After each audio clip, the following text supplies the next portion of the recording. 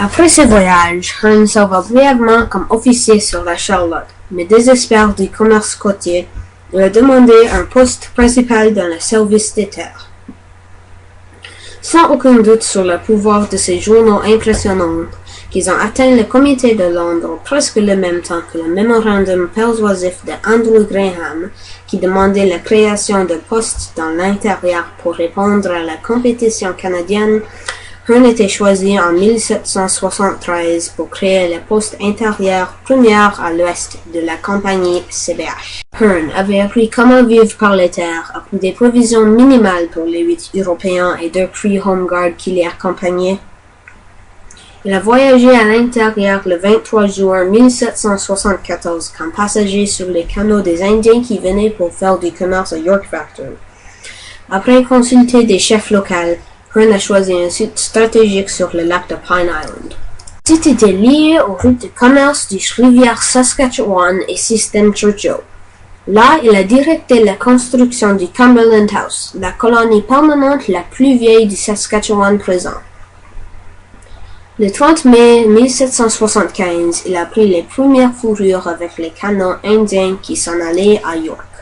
Hearn a conseillé le comité de Londres que l'habilité de développer de la compagnie était entravée par leur manque de canaux, et elle a suggéré la construction d'un prototype de la plus tard bateau York. Désireux à créer plus de postes, il est au lieu appointé chef à Fort Prince de Galles, qu'il atteint le 17 janvier 1776. Les années que Hearn a dépensées à Churchill étaient moins productives que les uns dans les terres intérieures. Comme la compétition des colporteurs canadiens dans l'intérieur coupe dans les profits de la compagnie, le comité de Londres a commencé à mettre un emphasis non réalistique sur la pêche des baleines blancs de la baie d'Hudson comme une source d'approvisionnement et sur le commerce costal nord fait par les bateaux des postes de la baie. Toutefois, la pêche de la baleine n'était pas productive et dépend aussi sur les baleiniers expansifs qui a décalé son utilité. Hearn sentait que le commerce au nord seulement interceptait le commerce établi à Churchill et laisse les Indiens éviter les dettes là, mais sa réticence à prêter le commerce lui a eu le mécontentement du comité de Londres. Le 8 août 1782, Hearn et les 38 civiliens qui les accompagnaient étaient confrontés par une force française sous la commande du comte de la Pérouse composant de 3 bateaux, 78 fusils et 290 soldats. Hearn a immédiatement recognisé des chances impossibles et a sagement renoncé sans aucun coup. Hearn et quelques des prisonniers étaient laissés voyager à l'Angleterre de Detroit d'Hudson dans un sloop. Dans septembre 1783, Hearn a retourné pour créer une modeste maison en bois, appelée Fort Churchill, environ 5 km du partiellement détruit Fort Pierreux et sur le site exact du poste original à Churchill.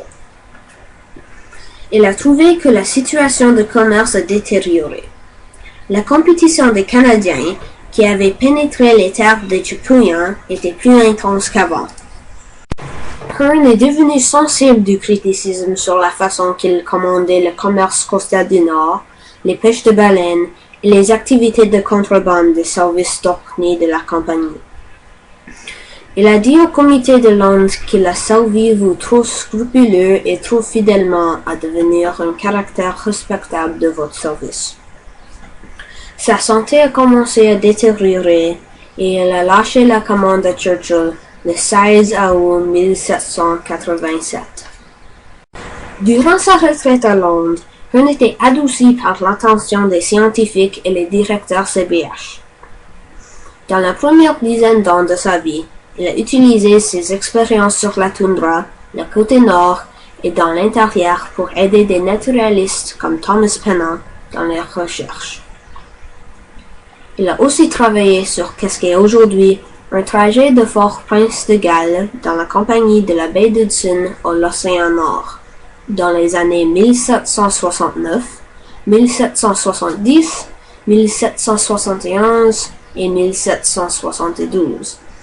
Enfin, il est décédé en 1792.